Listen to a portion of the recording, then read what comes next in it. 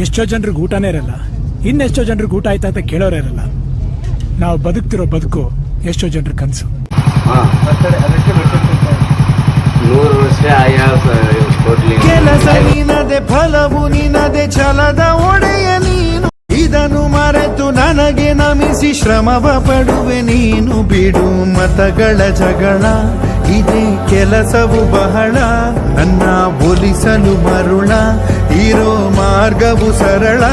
ನನ್ನ